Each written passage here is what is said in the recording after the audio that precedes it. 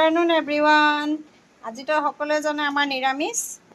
এয়া বনাইছোঁ fried rice. কেলৈ বেটাই গাজৰ বিনছ দি কিনে বনালে নেখায়, ড্ৰাই ফ্ৰুটছ দি বনাইছোঁ। আৰু এয়া পনীৰ মছালা বনালোঁ।